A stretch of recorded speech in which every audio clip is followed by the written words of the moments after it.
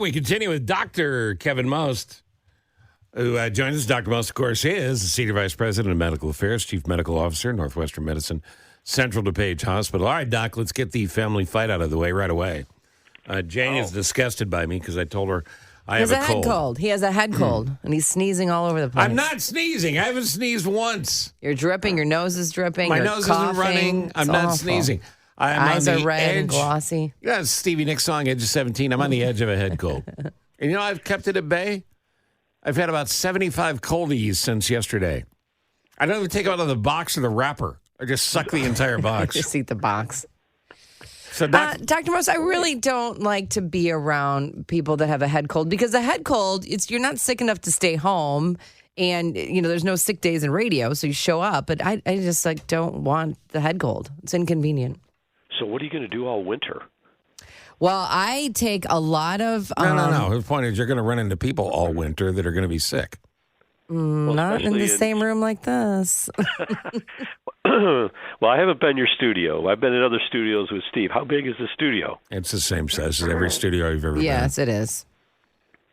Same size? Yeah, and I'm literally 12 feet from her. I'm a shack and a point guard away from her. No, you're like just a shack away from me. And I've got a sneeze guard podium between her and I for a commercial copy and various other things. She's fine. Well, yeah, I mean, if you're not coughing, you're not sneezing, you have the distance, and you have some barriers, you're doing about as good as you can do. I mean, I don't even get that here when people come in with colds. So, right. Yeah, and you know what? The bad thing about colds is they can last a while. They can go 7-10 days. So you're at that tipping point of, okay, do I not come into work? Well, I'm going to take a week off for a cold. That dog don't hunt. Yeah, and on Sunday, I'm leaving for this listener trip to Italy. So I'll be off the air for 2 weeks outside of calling into the show. I can't be away from the show this long. Cumulus will go under. I don't think that if you have a head cold, you have to stay away for the duration of the cold, but certainly when you're really symptomatic and things are coming. Well, then you don't have a cold. You're the one freaking out. You said I have a head cold. Now, Steve, I hope you have ordered COVID tests at covidtest.gov. They're free again, so hopefully you did that and tested yourself to make sure this wasn't early COVID. The minute I felt like I was getting a cold, I tested yesterday, and it was negative. Good. Yeah. Good. I mean, that's the big thing, and because, you can't do a home test for influenza, but certainly if you have COVID, that would be one reason to keep yourself out. And then really, hopefully you got at least your vaccine for influenza before you get on this plane to go to Italy. Both of them. I got the new COVID and flu. Oh. Good for you. Yeah. And no side effects at all. I mean, a little bit of a sore arm for, I don't know, an hour. It wasn't even a big deal. Like, one of those things where you go, my arm's sore. Why is that? You don't even remember, and then by the time he processes it, goes away. So. Well, I'll tell you, the other thing, remember we talked a couple of weeks ago at the big study that said phenylephrine does not work as a decongestant. Mm-hmm. So if you do start to get congested, make sure you get a medicine that we at least think works instead of just wasting your money on something that has been proven to not work. What's an example of that for people who might be near death more so than I am this morning? Because I don't even feel bad. Yeah. If you really need the decongestant portion of it, then go to the pharmacist, fill out the paperwork to get the true Sudafed. Okay. That's what's really going to help you. That's the one that's been proven to work the most.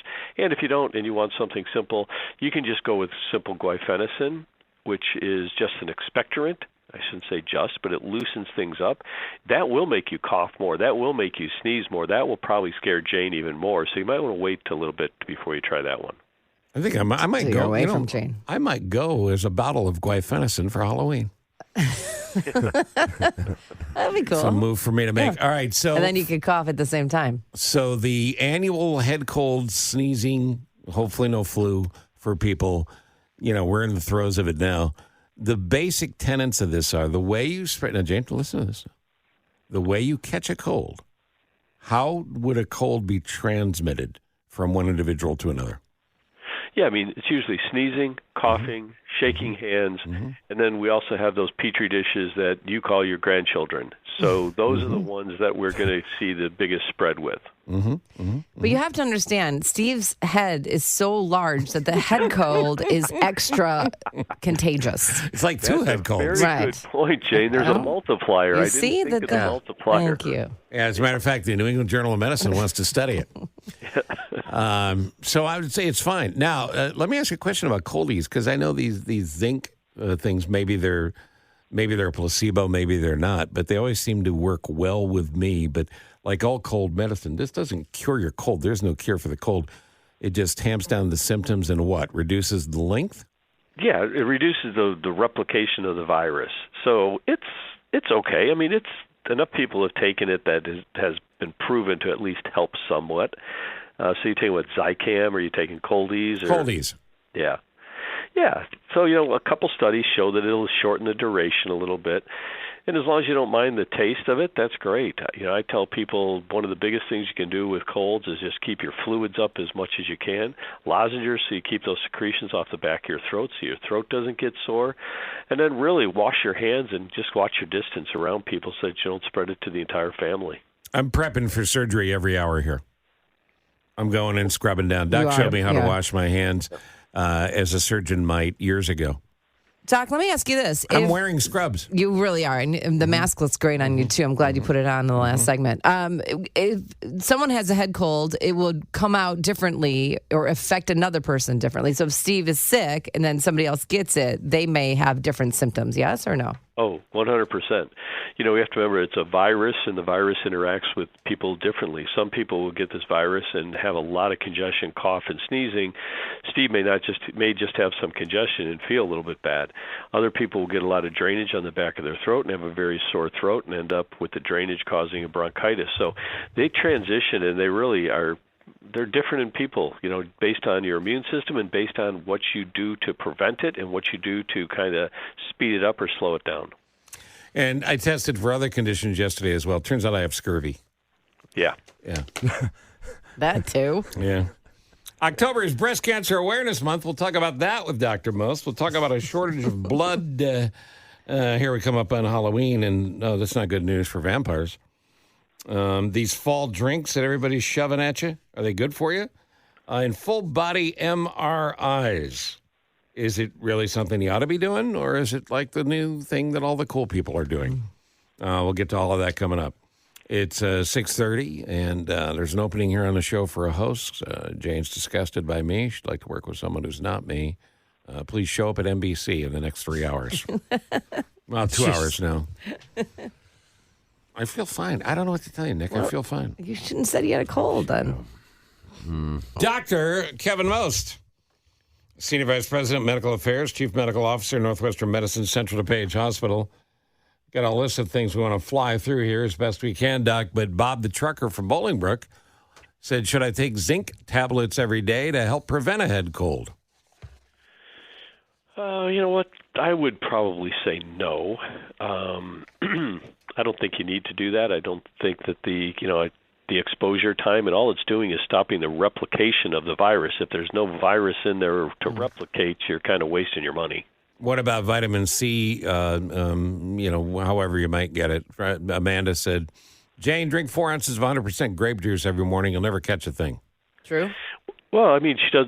If that's a listener, they do make a very good point. Yeah. Some of the vitamins are very important for our immune system. Vitamin C being one of them, vitamin D being another, and especially now, look, it's dark out right now. Normally at this time in the summer, it's light out, so we're not getting as much natural vitamin D because of just the amount of sunlight that we're not getting exposed to.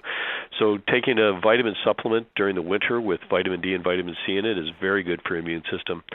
Vitamin C, Linus Pauling, said, vitamin C is going to cure everything. And we figured out that you can only take so much vitamin C before it stops working, and you just end up, peeing it all out. So it's not like you need a whole bunch, but certainly getting the daily requirement and getting a little bit more around when you're sick time would be good. Yeah. What about probiotic? Does that help? Probiotics will certainly help your gut health, that's for sure, and really won't do anything bad for your immune system, but doesn't really protect you much from a cold. Okay. Breast Cancer Awareness Month. Breast cancer is the second most common cause of cancer amongst women, second only to skin cancer. The Awareness Month it runs the risk sometimes of overexposure, where people start to go, oh, yeah, it's Pink Month again, and maybe they pay less attention. So let's remind them, Doc, what do you want people to know? Well, it's interesting, Steve. Coming out of COVID, one of our biggest concerns was a lot of screening tests have kind of fallen to the wayside, whether it be colonoscopies or mammograms. So certainly we want that awareness to come back up. And probably one of the biggest awarenesses is that, we used to start doing mammograms at 50. Well, now we started doing them at 40. So we have an entire decade of individuals who hadn't been exposed to mammograms or hadn't even been on their radar. But now we know that catching an early detection, much easier to cure, much easier for the treatment options for it. So moving that from 50 to 40 is something that I hope everybody in their 40s realizes, and they're not waiting for that age of 50 to get that first mammogram. Yeah, and it's so important, too, to get that baseline. So going into the next one what is going on after you've had your breast exam is from a female perspective, my take on it and what I've always heard. Dr. Most, let's talk about the blood shortage. I feel like we've brought this up maybe even a year ago, but the Red Cross is still on a shortage of blood supply? Yeah, we are, Jane, and it's interesting. One of the things that they are surmising that causes all of this, or has caused this recently, is, again, I hate going back to COVID, but during COVID, we stopped doing blood drives in the high schools. And when we did that because we didn't want these kids all together congregated in one place, so we stopped doing that. A lot of schools have not come back to do that. And if you think about that, you take a decent-sized high school, you can collect 300 units of blood in a day, which would really be substantial for any community, and then think of the number of high schools we have. But probably more importantly is we're missing out on the opportunity to teach those kids to be lifelong givers. Yeah. Well, why hasn't it come back? Well, it's a little bit from the schools. The Red Cross is all for it. All the blood collection places are all for it. Now it's just the schools kind of lining that back up and getting it started again. Well, let's go, so if you're on the school board, please promote it. How often can somebody give blood? About every 8 to 10 weeks. So if you're a healthy individual, you can go every 2 months and give blood. And if you're a little bit older or you're any kind of anemia or any other kind of concerns, I stretch it out to 10 to 12. But for that healthy person who wants to continue to give, every 8 weeks is fine. Let's jump to the Starbucks scam and all the fall drinks that people are supposed to drink this time of year. Any of them good for you? Well, you know what? I mean, I always want to make sure because I don't want Starbucks and Pete's and Dunkin' Donuts to hate me. We know the coffee has some great benefits. It decreases depression, antioxidants. There's a lot of good things about coffee. But we just have to make sure that at certain times of the year, like between now and New Year's, that we're drinking the right coffee. Straight coffee is great, like I said, perfect. And once you start adding things, though, you're really talking about a lot of calories and a lot of fat and a lot of sugar. So if you be really careful or at least be aware of what you're doing, because you can get almost half your calories between a large coffee and a scone before you even get to work in the morning. It's half the calories you need for the entire day. Entire day. Pumpkin spice latte, how many calories? 470 calories, 16 grams of fat, and 60 grams of sugar. Wow. How about that? Wow. How about that? And 2,000 to 5,000 calories a day, or 2,000 to 2,500, not 5,000 unless you're a power lifter. But that should be a splurge. Like if you're going to have a peppermint mocha something or other, it's like it's a treat. Exactly, Jane. It's a once a week, you know what, I'm going to treat myself because of X, Y, or Z. I did a great workout. I know I'm going to do something. It should be a reward instead of a daily thing. But a lot of people like it at this time of the year, and it's a limited edition, so we're going to try to get it as often as we can. He said once a week. I was going to say once a season. Okay. Yeah, well, I mean, it adds up, sure, of course. And the Kardashians, as usual, are making everything worse with these full-body MRIs? Well, they are, and they're promoting full-body MRIs, and you're starting to see there's actually one even in downtown Chicago now. And a lot of people have asked me about them, said, what do you think about it? And it's a couple things. One, we do realize that with MRI, you're not getting radiation. So this is not like getting a CAT scan, which, numerous CAT scans increases your chance of cancer. That doesn't happen with an MRI. The findings sometimes will make you do additional testing, which is unneeded. It's a snapshot in time. If you get lucky and you find that early brain cancer, you find that early pancreas cancer, okay, you got lucky. But do the general public have $2,500 for each person in their family to do this on a once-a-year basis? So until we get more MRIs and can figure out the testing for it, I would still go with the screening process. But like I said, we have some cancers that are very rare, but we don't have a good screening process for them, and often they're found in an incidental finding for an MRI that's being done for a different reason. And you've said it again and again and again, the medical business needs to do less testing, not more, and testing that's needed, not testing that's speculative unless there's a reason to do it. Exactly. And, if it was doctors from Mayo Clinic and Northwestern and University of Chicago promoting this, there'd be a reasoning behind it. Now you have these celebrities that can afford it, kind of making everybody else feel like, wow, I'm going to go out and do this. Now, individuals, if you have a lot of money and you really want to have that one snapshot in time, go right ahead. You aren't going to be doing any harm to your body with the test itself. You may end up with additional tests that you don't appreciate based on some of the findings that they may see. Colonoscopies, mammograms, PSA tests, Pap tests. I mean, those are the tests you need to have, the ones that have age markers with them, yeah? Correct. Basic blocking and tackling and some of the things that we do on a regular basis now, and until we continue to perfect any screening testing for cancer, we have to go with what has been proven. Last question, breast cancers and mammograms. Mammograms and flu shots, timing. Yeah, glad you bring that up, because here we are, we're talking about flu shots, we're talking about COVID shots. You want to make sure that you either get your mammogram before you get your flu shot and COVID shot, or you're going to wait a couple weeks after. And the reason why, it's like, that doesn't make any sense. It's in my arm. But what happens is your immune system makes your lymph nodes inflamed under your arm. And that's the body's reaction to the vaccine to start making antibodies and to make the body turned on there for that.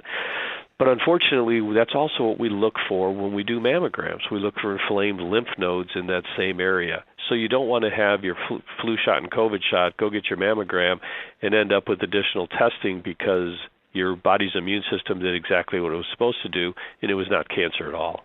That is excellent information. I had no idea. Dr. Most, one last thing. A new poll out, 2,000 Americans found that 2/3 of people won't go to the doctor until something feels extremely wrong. That's 59% of women and 72% men. They won't come and see you when they know something's wrong. How about it? But they will go to Dr. Google, and they will ask their neighbor. So it is interesting. We need to get to a point where people feel more comfortable. And the other thing I will say, Jano, is that we on the medical side have to work on access as well. We have to make it easy for people to get in to see doctors, because a lot of times by the time they get to that point, something bad is occurring, and we're like, gosh, we wish we would have seen you 3 weeks ago or a month ago. I just had a couple of cousins in town, and one of them, his younger brother, died from stomach cancer at the age of 51. And he knew there was something wrong, and he put it off, and he put it off, and he put it off. And by the time he went in, it was too long. Wow. And the development of the cancer had gone on too long. Couldn't save him. And, I understand he knew people. something was wrong. Yeah, and I understand people go, well, what if it's bad news? Exactly. Yeah, exactly. You want to know if it's bad news, actually. Yeah, that's why you would go. It's bad news early. Yeah, so it's got to be maddening. The vast majority of us are pretty nice people. Yeah. Yes, you are. No, it's true. Yes. Yeah, I know a lot of doctors. That's true. Nobody as good as Dr. Kevin Most, though. Dr. Kevin Most, you're a good friend to the show, and I'm sorry that I'm making everyone sick here with my barely a cold, but thank you for the information. Thank you, Dr. Most. Just pass out my card, Steve. That's our plan. Oh, yeah. It's our evil scheme. Yes. Yeah, you're not busy enough. Thank you, buddy. You got it. Take care, guys. Busiest guy on the planet. Senior Vice President of Medical Affairs, Chief Medical Officer, Northwestern Medicine Central DuPage Hospital. Very busy.